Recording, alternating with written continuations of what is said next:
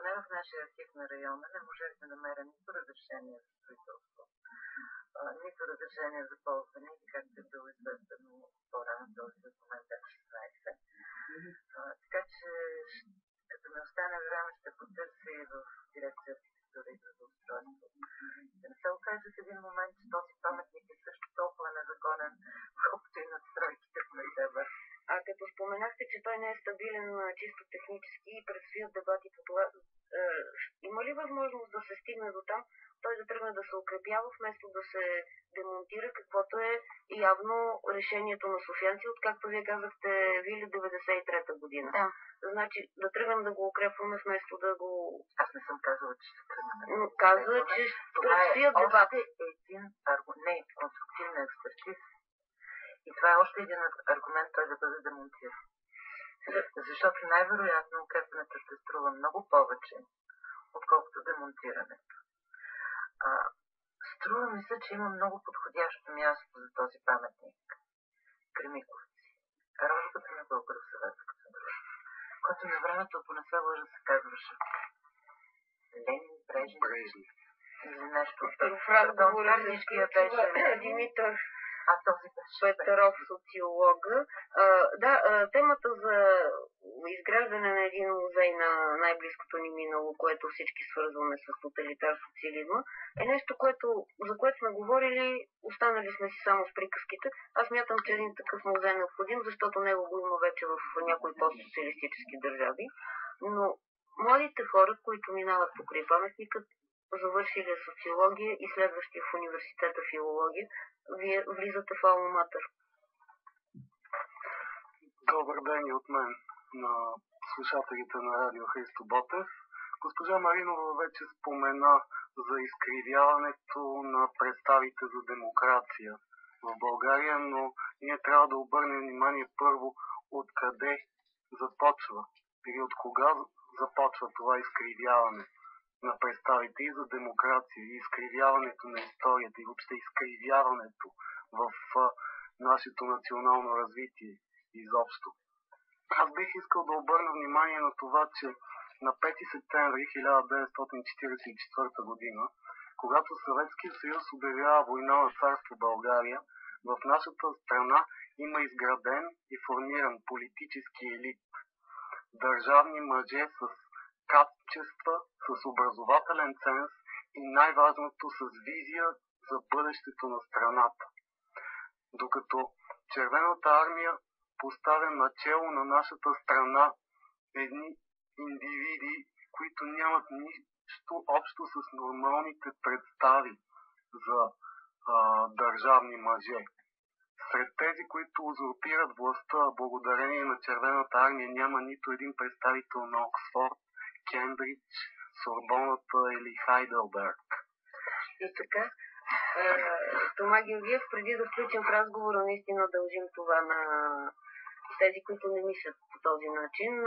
Няколко думи.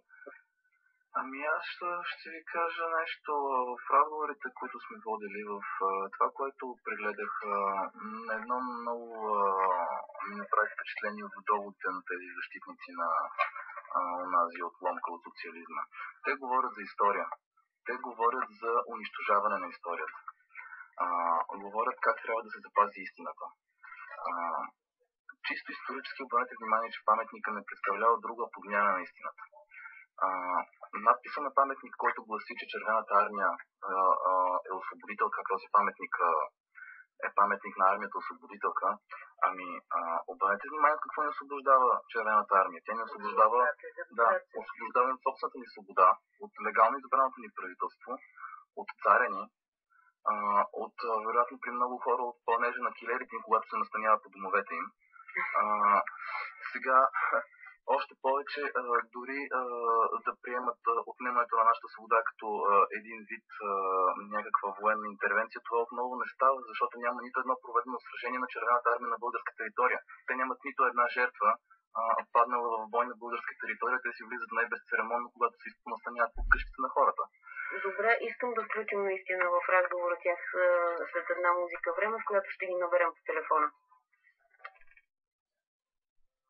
На пряката линия вече е Росен Малинов, общински съветник. Добър вечер, може би вече, господин Малинов. Добър вечер. Добър вечер. В студиото съм заедно с Маргарита Гутева и Христо Ангеличен.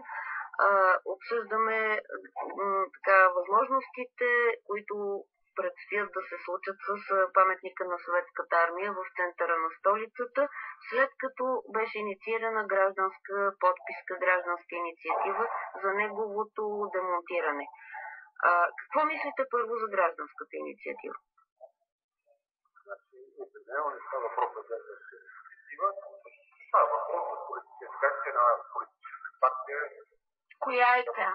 Която се нарича ДСП. И по-скоро текста, която е политическите партии е парламентарно представена. Така че дали в Фейсбук или в медийните пространства и участниците, които се наричат гражданска инициатива, става въпрос за чисто политическа една политическа партия. А какво е вашето отношение към паметника като символ на историята? Ако се говори за историята и като символ, няма нищо напротив. Ако ми разрешите, ще започна малко по-далеч, защото на програмата в тази посока. Днес като ми направих труда, препоръчвам и на двамата гости да го направят като отвора, да правим за изследение на човек, в избраните му от 1971 година изданието на издателство в Пловдив могат да намерят разказа на българи. Като го прочитат, ще разберат за какво става. За две думи двама българи, да поддържат и български майки, които се завеждат като гости да разгледат паметника в чест на победата на Наполеон в тъй наречената битка на народите в 1914 година. Чуването му е безкрайно, когато един поглежда, пали цигара, мълчи и казва стикила, Катерин му е майката. Което другия казва, върши с ръка да се чудя. Там някъде около очи може и две. Това ми е отношението към тази идея. Ако не знаете, че Рокилина е зрители. Той казва стикила от Рокилина, камък върху камък на остане. Това е написано преди 50 години, могат да го прочетат, да се слежат идеите и предложенията. Ако старем колония, разказ така да българи. Ако имате високоговорител на телефона, бихте ли го махнали, защото малко затрудняваме взаимното си говорене? Не е високоговорител на хем-3. Какво? За свободни ръце. Добре, сега ще махна. Да, защото малко... Ало? Да. Чуваме ли се? Чудесно. По-добре ли? Много по-добре. И така искам да включа в разговори Маргарита Гутева. Не за пръв път спорите в ефир. Става дума за това каква е стойността на паметника от юридическа гледна точка. Какви са споразуменията, договорите с България и Русия? Предишен нашия спор, господин Малинов, пред телевизионния екран, той се опита като аргумент за спазване на паметника да изтъкне една спогодба между България и Руската федерация. Оказва се, че тази спогодба в нейния член или глава 14 визира не паметници, построени върху чуж имот, при това против волята на дарителя, на това се спре малко по-късно, а гробни могили, костници и така нататък. Що се отнася до местото на паметника и доколкото е подходящо, според мен за всяко едно законодателство съществува в България, волята на един дарител е със силата на закон. Този терен е терен на жителите на град София от цар Борис. И неговото предназначение е било за детска градина. Там по спомените на стари софиянци е съществувала детска градина, така наречена царска детска градина. И вместо да продължи да съществува детска градина, съществува един млад войник, развял гордо шпагин в ръка и покрай него двама български граждани, собствени законите. Господин Малинов? Вижте, това е стихотворство. Госпожа Гутева си позволява да тълкува толкова, което е повече успешно. Знам, тя не е юрист. Не, вие го тълкувате, нищо не може да почете, там такива текстове няма просто. Така че, моля ви, не го тълкувайте. Второ, аз лично доста подавна си спомням мястото, като кореняк софиянец. Не си спомням да имало детска градина. Знам, че там беше зоологическата градина, отзад, която се премести, но това са детайли. Вижте, дайте да не говорим, да наричаме нещата с истинските имена. Този паметник е построен в чест на Съветската армия, която е победител над фашизма. Проблема на ДСБ и на хората, които стоят зад тази инициатива, е датата 9 май. Това е най-голямия проблем и той не е само на хората от ДСБ в България. Това стои на тези крайни представители на десетите в почти цяла Европа. Това е голямия проблем. А иначе с такива смешни тълкования, било дарение, пък в унизителна полза, били българите... Не, нищо не използвам. Оспорвате, господин Малинов. Няма как да спорвам нещо, което не съм се запознал с него, не го познавам и няма абсолютно никакво значение, защото цялото государство на решение след това е оценило всичките тези неща. Не може да отмени едно градоустройство, едно юридическо дарение. Там, където съществува, госпожо Гутева, някакъв спор, той се решава юридически в съда. Нека съответните дарени лица, които се чувстват ощетени, да се отнесат към съда и да получат собствеността. Нека да правиме свободни тълкования на различни теми. Това е въпрос за чиста политическа акция, неумело направена и за това приключваме. Да? Бихте ли слушали Валентина Маринова, която е студиото и която е инициатор на тази акция относно политиката? Защо не? Ще изслушам да се... Да отговоря нещо на господин Малинов, който вече 2 пъти говори, че става въпрос за политическа акция. Няма нищо такова, просто на някои хора не им се вярва, че в тази държава има и гражданско общество.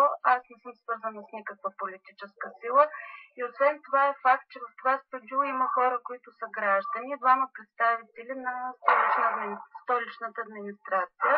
В същото време от среща на телефона всъщност стои политическа фигура и аз не знам защо, когато се говори за този паметник, трябва да дискутираме за него с хора, които са членове на БСП, а не с граждани, които са против демонтирането, например.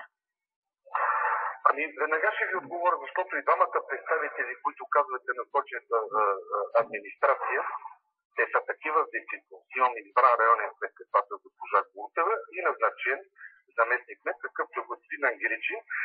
А той преди назначаването си беше общински съветник.